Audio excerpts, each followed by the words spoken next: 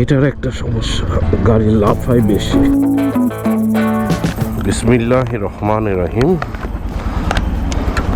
আজকে অনেকদিন পর বের হচ্ছি।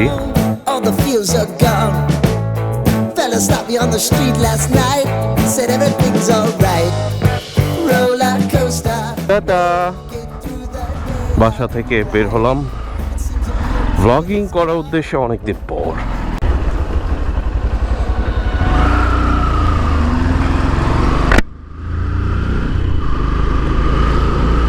What's up people, this is me RD Omeo, welcome back to my channel. আজ অনেক দিন পর আপনাদের সাথে কথা হচ্ছে। এই যে 5-6 বছর একটা গ্যাপ, আমি অনেকক্ষণ ধরে চিন্তা করছিলাম। আমার বাসাটা হচ্ছে সিএমবি থেকে টানে, এই হচ্ছে সিএমবি, এটা ভিতরে। তো কিছু ভিডিও ক্লিপস আপনারা দেখেছেন, আমি বাসা থেকে বেরোচ্ছি। আগে আমি থাকতাম হচ্ছে ধানমন্ডিতে, শহরের ভিতরে। তো এই 6 বছরের মধ্যে আমার বেশ কিছু পরিবর্তন এসেছে। আমি এখন থাকি হচ্ছে সাভারে। আমার ঢাকায় প্রতিদিন এই ফ্যাক্টরি থেকে যাতায়াত করতে আমার 5-6 ঘন্টা চলে যেত আগে। তো সেটা আমার জন্য অনেক বেদনাদায়ক ছিল। জীবনের প্রত্যেকটা দিন থেকে 5-6 ঘন্টা আমার হচ্ছে জ্যামজট কেড়ে নিচ্ছে, এটা একটা অন্যরকম ব্যাপার। আপনাদের সাথে অনেকদিন পর কথা হচ্ছে।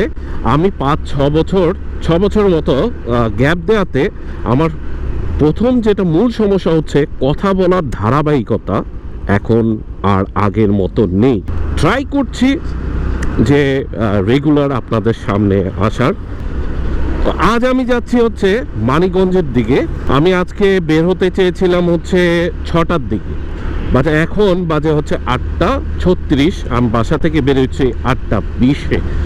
সো দেখেন কতটুকু অলসতা আমাকে ঝেঁকে বসেছে। আরেকটা বিষয় যেটা বলতে চাচ্ছিলাম, আমি অলরেডি আমার ফেসবুক পেজে আমি ঘোষণা দিয়েছি যে আমি সারা বাংলাদেশ প্রত্যেকটি জেলায় হচ্ছে ঘুরব, এবং সেই জেলার হচ্ছে বিখ্যাত খাবার এবং পণ্য, এই দুটা আমার দেখার খুব ইচ্ছে আছে, খাবারের টেস্ট নেওয়ার খুব ইচ্ছে আছে।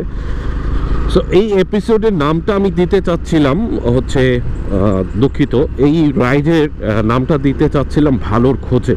যেহেতু বর্তমানে আমরা বিষাক্ত খাবার প্রতিদিন খাচ্ছি, সকাল থেকে একেবারে রাত অবধি। ভালো কিছু খাবার এখন আর শহরে পাওয়া যায় না। গ্রামে গঞ্জে যেটা পাওয়া যায়, গঞ্জে পাওয়া যায় না, গ্রামে পাওয়া যায়। গ্রামে যদি একটা ভালো খাবার, ধরেন যে পুকুরে মাছ, প্রায় ধরেন যে ওই পুকুর থেকে ভালো মাছ তোলা হয়েছে, ভালো মাছ উত্তোলন করা হয়েছে, কিন্তু ওই গ্রামের মধ্যেই মাছগুলো শেষ হয়ে যায়, সেটা গঞ্জে পর্যন্ত আসে না। তো শহর তো অনেক দূরের কথা। ঠিক তেমনি বিলের ধান আগে পাওয়া যেত, এখন পাওয়া যায় না। শহীদদের প্রতি শ্রদ্ধা রেখে আমি নবীনগর জাতীয় স্মৃতিসৌধের সামনে দিয়ে পার হচ্ছে। আমি এখন যাচ্ছি হচ্ছে মানিকগঞ্জের দিকে। ও যেটা বলছিলাম যে আমি আসলে হচ্ছে ভালো খোঁজে আমার দুঃখিত, আমি এবারে ভিডিওগুলো, আমি যেহেতু সারা বাংলাদেশ ঘুরবো, তো এবারে ভিডিওগুলো আমি নাম দিতে চাচ্ছিলাম ভালোর খোঁজে। আমরা প্রতিনিয়ত হচ্ছে বিষ খাচ্ছি সকাল থেকে রাত অবধি, তো ভালো খাবার এখন আর শহরে পাওয়া যায় না। আজকে আমি যাচ্ছি হচ্ছে কি কালামপুরে, মানিকগঞ্জের কালামপুরে। ওখানে একটা হাট আছে, তো গ্রামীণ হাট। দেখি আজকে ওখানে কি কি পাওয়া যায়। আরেকটা বিষয় সেটা হচ্ছে গিয়ে, আপনারা আগে দেখেছেন আমার হচ্ছে মোটরসাইকেল, যেটা আমি ইন্ডিয়া রাইড করেছি, সেটা হচ্ছে ফেজার, ইয়ামাহা ফেজার। তো সেটার কোয়ালিটি আর এটার কোয়ালিটি, এটা হচ্ছে FZS ভার্সন 3। তো সেটা এবং এটা আর অনেক পার্থক্য। আমি গত 1 বছর হয়ে গেছে এই মোটরসাইকেলটি ব্যবহার করছি, কিন্তু আগের মতো আমি ওরকম ব্যবহার করি না। শুধু বাসা থেকে হচ্ছে ফ্যাক্টরি, আমার বাসা থেকে ফ্যাক্টরি মাত্র 900 মিটার। এই 900 মিটারের জন্য হচ্ছে আমার মোটরসাইকেল নেওয়া। তো আমি মোটরসাইকেল ব্যবহার করিনি প্রায় 5 বছরের মতো। তো 5 বছর মোটরসাইকেল ব্যবহার না করার পরে হঠাৎ আমি মোটরসাইকেল নিই, কারণ হচ্ছে প্রয়োজনটা আমার এলাকাতেই। এখানে গাড়ি নিয়ে বের হয়ে হুটহাট এই দোকানের পাশে রাখা বা এখানে টুকটাক বাজার সদাই করা এটা খুব কঠিন হয়ে দাঁড়াচ্ছিল, তাই একটা মোটরসাইকেল নিয়ে নিই। তো এই মোটরসাইকেল নিয়ে আমার ট্যুর করার কোনো প্ল্যান ছিল না। তো এটা নিয়ে আমার অভিজ্ঞতাটা আপনাদের সাথে শেয়ার করব খুব শীঘ্রই। আগে আমি যে ফেজারটি চালিয়েছিলাম, যেটা নিয়ে ইন্ডিয়া রাইড করে এসেছি, সেটা এবং এটা যে পার্থক্য, বর্তমান যে কি পার্থক্যটা করেছে সেটা নিয়ে হ্যাঁ এতটুকু বলতে পারি, উন্নয়ন হয়, অবনতি নয়। তা এখানে ইন্ডিয়া ইয়ামাহা উন্নয়ন করে যাচ্ছে, বাংলাদেশে এসিআই অবনতি করছে। কি করছে সেটা নিয়ে আমি আপনাদের সামনে খুব শীঘ্রই আসব, এ বিষয় নিয়ে কথা বলবো। তো আমি সবসময় বলি যে ভাই, আমি ভালোকে ভালো বলি, খারাপকে খারাপ বলি। তো ভালো তখন ছিল, এখন কি আছে কি নেই সেটা আপনাদের সামনে আমি তুলে দেবো ইনশাআল্লাহ।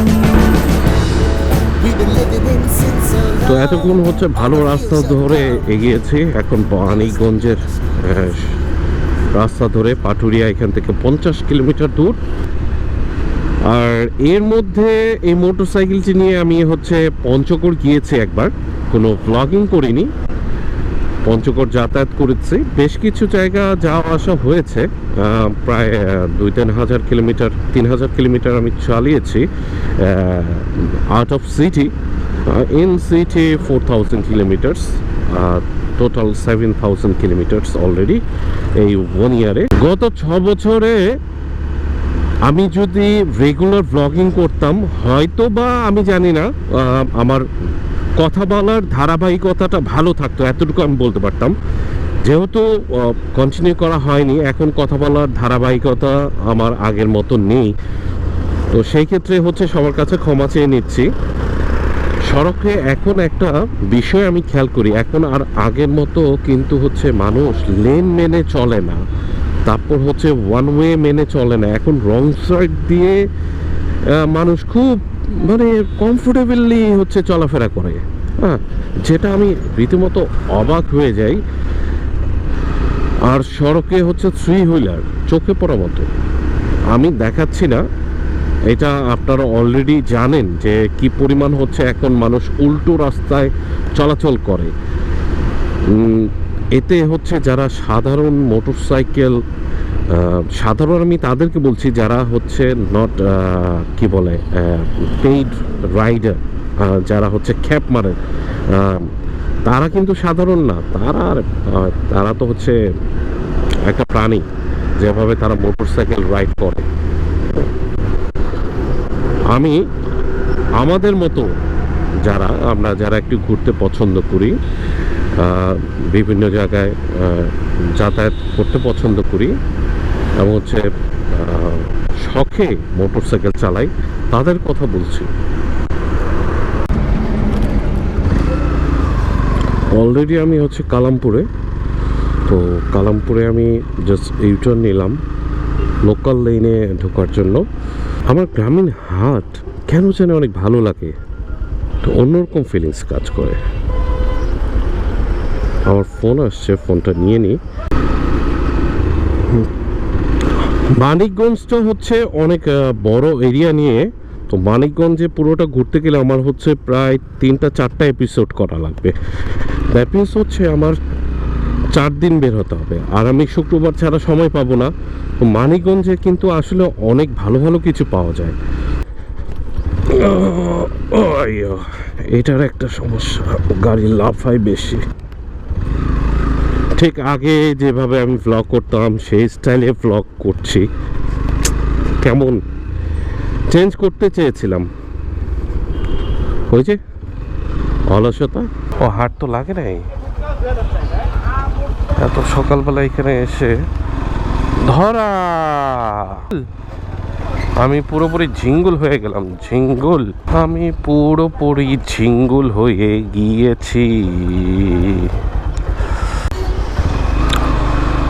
আমি শুক্রবার দিন সকালবেলা এসে একটা জিনিস ভুল করেছি। আজকে হাট নয়, বৃহস্পতিবার দিন হচ্ছে হাট বসে। আমি যদি কালামপুরের ভিতরের রাস্তাটা ধরে আগাতে থাকি, আমি সোজা চলে যাব হচ্ছে টাঙ্গাইলে মির্জাপুরে। আগে এই জায়গাটা অনেক সুন্দর ছিল, এখন শেষ। আমি আসলে হচ্ছে গ্রামীণ পরিবেশে এক কাপ চা খাওয়ার জায়গা খুঁজছি, নিরিবিলি, একেবারে একেবারে নিরিবিলি একটা পরিবেশ। আমি মনে হয় এটা না, আর একটু বেটার কিছু পাওয়া যায় কিনা একটু দেখি। সামনে যেতে তো বাধা নেই, তো সামনে যেয়ে দেখি। ঘুরতে এসছে মোটর সাইকেল নিয়ে, ভালোই লাগছে। Stopped me on the street last night, said everything's alright. Roller coaster, আমি এই রাস্তায় অনেকবার এসেছি আগে, ব্লগিংয়ে করা হয়নি, ভিডিও করা হয়নি, তবে আগের এই এলাকার পরিবেশটা ছিল একেবারেই কি বলবো, নীরব একটা এলাকা। সন্ধ্যার পর ভয়ই লাগতো। আর এই টাইমটাতে মানে সরিষা ক্ষেত ভরা থাকতো, সেই সৌন্দর্য নেই এখন আর আগের মতো। খারাপ লাগে, খুবই খারাপ লাগে। let's go. All sing your high line with the roller coaster of life. Yeah. It's time to all choose your timeline on the roller coaster of life. Oh, you seem to easily forget how to place your bet. শীতের সকালে এরকম একটি পথ ধরে হাঁটার মজাই আলাদা, আর motorcycle ride করা সেটি তো মজাই আলাদা। হ্যাঁ, যারা আপনারা স্পিডিং করেন, আমি জানি না স্পিডিং করে মজাটা কি, খুব সেই টান দিয়ে আসলে প্রকৃতি উপভোগ করার মজা, এটা একটা অন্যরকম ফিলিংস ব্রাদার। আপনারা যদি প্রকৃতি অনুভব করতে চান তাহলে প্রকৃতির সাথে মিশতে হবে, যদি না মিশেন তাহলে কি করে হবে। যেমন এটা, এখানে কি চা আছে নাকি দেখতো, এই চা হবে, শুনবে চা আছে, বাহ দাঁড়া। Let's go. All sing your high line with the roller coaster of life. Yeah. It's time to all choose your timeline on the roller coaster of life. Oh. এরকম গ্রামীণ পরিবেশে চা খাওয়ার মজাই আলাদা, তাই না? আমার ভালো লাগে এরকম একটা নিরিবিলি জায়গায় বসে একটা টং দোকানের সামনে দাঁড়িয়ে চা খাওয়ার মজা একটা অন্যরকম ব্যাপার।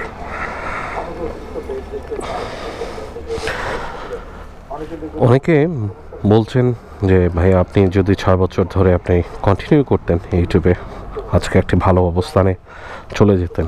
আসলেই ঠিক। তো সবাইকে রিকোয়েস্ট করব, ঠিক আছে, থ্যাংক ইউ। হ্যাঁ, ও আমার চ্যানেলটি সাবস্ক্রাইব করলো, বললো যে ভাইয়া আপনি তো আগে অনেক পপুলার ছিলেন।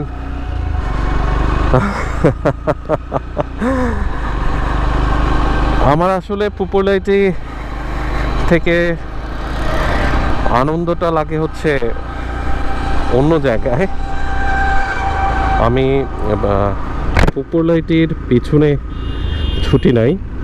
শীতের সকালে এরকম গ্রামীণ পরিবেশে বের হয়ে দেখুন, আনন্দ পাবেন। আজকে যারা আমার ভিডিওটি দেখছেন, ভাই আমি 6 বছর গ্যাপ দিয়েছি, কথা বলার ধারাবাহিকতা আমার আগের মতো নেই, তো সেটার জন্য ক্ষমা করবেন। আমি রেগুলার ভিডিও আপলোড দেওয়ার চেষ্টা করব, কতটুকু পারবো তা জানি না, তবে আপনাদের সাপোর্ট আমার খুব জরুরি।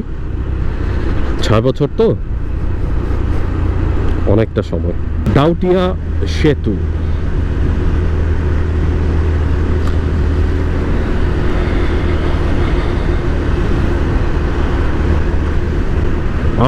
আমি যে ক্যামেরাটা নিয়ে এখন ব্লগ করছি সেটা কিন্তু পুরনো ক্যামেরা। দেখুন এর অবস্থা, পুরনো ক্যামেরা নিয়ে আমি ব্লগ করছি। আমি চেয়েছিলাম নতুন ক্যামেরা নিয়ে ব্লগ করার, তো আমি কনফিউজ হচ্ছে। নতুন ক্যামেরা হচ্ছে GoPro লেটেস্ট ভার্সন অ্যান্ড আরেকটা কি যেন, যাই হোক ক্যামেরা নিয়ে আমি পরে আরেকদিন কথা বলবো। তো আমার পুরনো সেট আপ নিয়ে আমি ব্লগ করছি। এটার সেট আপের কোয়ালিটি আগে যা ছিল তাই, এই নতুনত্ব এটার মধ্যে কিছুই নেই। আরেকটা বিষয় যেটা হচ্ছে গিয়ে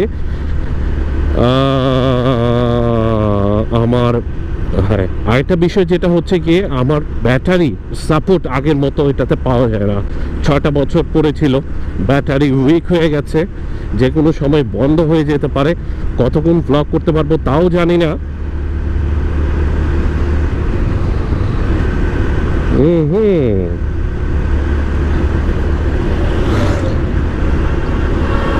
ওদেরকে সাইড দিয়ে দেয় ভালো, ওদেরকে সাইড দিতে গেলে আমাকে ইমার্জেন্সি লেনে চলে যেতে হয়। ইমার্জেন্সি লেন এটা, এখন আর বাংলাদেশে ইমার্জেন্সি লেন বলে কিছুই নেই। ভাই আপনারা একটা জিনিস খেয়াল করবেন, সেটা হচ্ছে যে যারা স্পিডিং করেন রোডে, হ্যাঁ, ট্যুরে যেতে যে স্পিডিং করেন, অনেকেই দেখি যে উত্তরবঙ্গটা আমাদের বাংলাদেশের মধ্যে ঢাকা থেকে উত্তরবঙ্গটা হচ্ছে সবচেয়ে দূরত্ব। উত্তরবঙ্গ কোথায়, যেমন অনেকে কাঞ্চনজঙ্ঘা দেখতে যাচ্ছেন, পঞ্চগড় তেঁতুলিয়া। তো আমি কিছুদিন আগে একটা ভিডিও দেখলাম, এক ব্যক্তি, ওনারা ব্যক্তিসহ একটা গ্রুপ বেরিয়েছে তেঁতুলিয়ার উদ্দেশ্যে। তো ওনারা বের হয়েছে সম্ভবত রাতে, তো পৌঁছাতে ওনাদের হচ্ছে সকাল। ভাই ভোরবেলায় আপনি যখন মোটর সাইকেল রাইড করবেন, এটা অনেক বিপজ্জনক। ভোরবেলায় রাইড করাটা খুবই বিপজ্জনক। কারণ হচ্ছে কি, আপনি সারা রাত রাইড করছেন, আপনার কনসেন্ট্রেশন কিন্তু হচ্ছে অনেক জায়গায়, কনসেন্ট্রেশন ব্রেক হলেই না একটা দুর্ঘটনা ঘটে যায়। তো সেটি আমি দেখলাম যে একজন দুর্ঘটনা কবলে পড়লো, কারণ হচ্ছে সে ঘুম ভাব তার মধ্যে কাজ করছিল। তো ঘুম ভাব নিয়ে হঠাৎ সে রাস্তা থেকে বেরিয়ে যায়। তো খুব একটা আহত হন না, এটা সবচেয়ে ভালো, একটু পা ছিলে গিয়েছে। তো আমি ভাই বলবো যে আপনারা যারা রাতে রাইড করেন, অন্তত অভ্যাসটুকু যেন থাকে রাইড করার। হ্যাঁ, ভোরবেলায় আপনারা একটু দয়া করে রেস্ট নিয়ে নেবেন। সারা রাত রাইড করে হঠাৎ ভোরবেলায় আপনাদের এটা খারাপ লাগবেই, যত বড় রাইডারই হোক না কেন। তো জ্ঞান এখন মানুষ পছন্দ করে না, কারণ সবাই জ্ঞানী আমার থেকে। তো ভুল হলে ক্ষমা দৃষ্টিতে দেখবেন। রাস্তার পরিবেশটা কিন্তু ভালো, তবে এই যে ধুলাবালি আবর্জনা, এটা মোটরসাইকেলের জন্য অনেক রিস্ক। কারণ হঠাৎ আপনার ট্রাক বাস যেভাবে ওভারটেক করে আসে, সেক্ষেত্রে হচ্ছে আমাকে ইমার্জেন্সি লেনে চলে যেতে হয়, বা মোটরসাইকেলওয়ালাদের ইমার্জেন্সি লেনে চলে যেতে হয়। তো সেক্ষেত্রে হচ্ছে তাদের জন্য এটা বিপজ্জনক, যেহেতু দুটো চাকার উপর দিয়ে তারা রাইড করছে। ওভারটেক করার সময় অবশ্যই বাম সাইড দিয়ে একটু দেখে নেবেন। হঠাৎ করে ডানে চাপ দিলে না, যদি সামনে থেকে কিছু একটা আসে, হাইলি রিস্ক। আমি একটা ছোট্ট একটা রিলস দেখেছি, যেটাতে হচ্ছে একটা বাস অথবা ট্রাক ব্রেক করেছে, মোটরসাইকেল আরোহী এবং সাথে আরেকজন, দুজন আরোহী চট করে ডানে টান নিয়েছেন, অপোজিট থেকে হচ্ছে ট্রাক আসছিল।